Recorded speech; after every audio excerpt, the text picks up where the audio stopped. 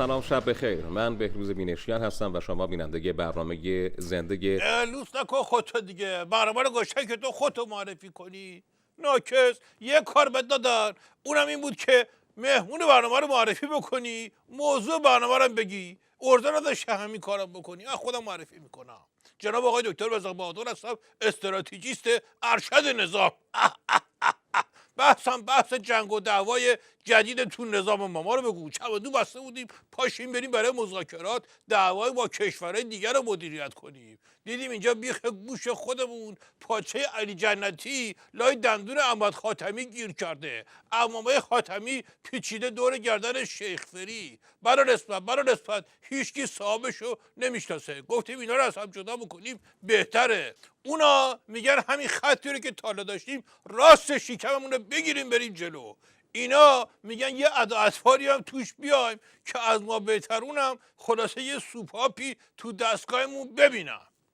من ماشین رو از پارک در آوردم. الان تو فرمونه بگی برو جلو.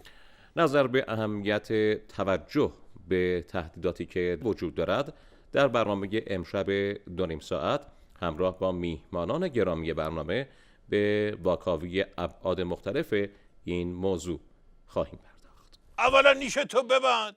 گریه داره، خنده‌دار که نیست. دوما چون تو کلاسی نیستی که با من سلام علیک بکنی، با این حسنقش بدبخت یه سلام علیکی بکن که آوردمش اینجا غریبی نکنه. آقای قشقابی سلام بر شما، بسیار خوش اومدید. خب حالا تو بگو ببینم سوال اصلی چیه؟ چقدر میتونه این موضوع تاثیرگذار باشه در تقویت همگرایی و وحدت؟ آخه زدی به دیوار. تقویت همگرایی و وحدت پیشکش داره همدیگه رو تیکه تیکه میکنن. چه عواملی در شرایط کنونی همگرایی و وحدت رو تهدید میکنه؟ یه همگرایی و وحدت رو گرفتی خفه کردی ما رو، خودتو کشتی باهاش. زبونت نمیچرخه یه سوال دیگه بکنی؟ به هر حال وظیفه امت اسلام چه هست در راستای همگرایی و تقویت وحدت؟ یه بار دیگه بگی همگرایی و وحدت ها همچی میزنم که صورتت بشه مثل مشقی که آدم راست دست با دست چپش نوشته باشه. ناکس قشقاوی تو که لابد از دعوا و اختلافات خبر داری. ببینید اختلاف که هست، اما قطعا نه اون اختلافی که سر از در آوردن جیگر آدم در بیاره دیگه. سر از بیشترش هم در میاره. تو خودت تو جلسه دعوای حاجی خاتمی و علی جنتی بودی. اون نظام حق به حقدار که نه، ولی به زوردار میرسه. چند تا مشت تو سر کله هم دیگه کوبیدن. تقریبا 28 تا 29 تا 28 تا تقریبا قطعی است. این کمه؟ خب این یک رقم بسیار بالا و یک رکورد، مخصوصا در شرایط فعلی. ببینید آفت بزرگ ما نمیخواد بیشتر بگی. این وضعیتیه که دور بعدی مذاکرات تو شروع شده. اینا همچنان دارن میکوبن تو سر و کله هم دیگه، تو پک و پوز هم دیگه. همچنان عاقبت کار مشخص نیست. اون طرفی ها یعنی تیم عظما گوش علی جنتی رو گرفتن، 3 دور در جهت اقرباهای ساعت پیچوندن که دیگه از این لوسبازی ها در نیاره که سانسور رو کم کنیم و از این حرفا. این طرفی هم میگه بابا اندازه دیگه زودپس که دیگه باید عقل داشته باشیم که اونا برای سوپاپ میذارن، سوپاپ اطمینان. البته شعورشون نمیرسه که اون زودپسه، فرق میکنه با وضعیت ما. حالا توی این بدبختی مذاکره میخوام برم بکنن. قشقاوی یه حرفی بزن بفهمن که با گلدو فرق میکنی. دموکراسی که یک کالای صادراتی و وارداتی نیست، که دموکراسی آدمهای دموکرات میخواد. شیطان میاد رخنه میکنه دیگه. بالاخره بدخواهانی که بخوان انزوای جمهوری اسلامی رو ببینن، همین الانش هم دیدن. خب این میتونه دامن بزنه توی فامیلی، تو خانوادگی هم اینجوریه. خب طبیعی است که ممکنه حتی منجر به طلاق هم بشه توی خانواده. بین عظما و حاجی رفسنجانی. البته این دور یا زود محقق خواهد شد.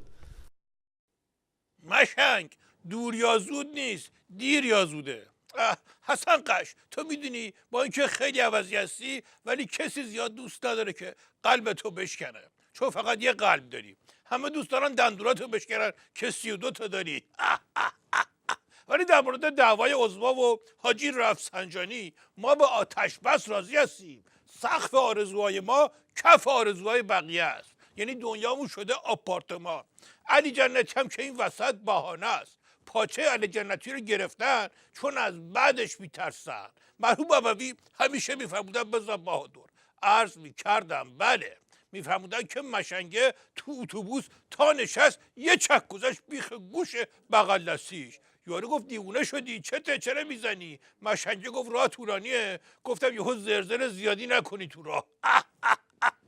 پس باید منتظر باشیم که بازم از این داستانا داریم، گندش هم داریم. چهارشنبه سوری هم داره میرسه و این حرفا که جمعش کن که من دیگه نخوام توضیح بدم. بینندگان محترم برنامه زنده دو نیم ساعت، ممنون که با ما همراه بودید. شب بخیر، خدا نگهدار.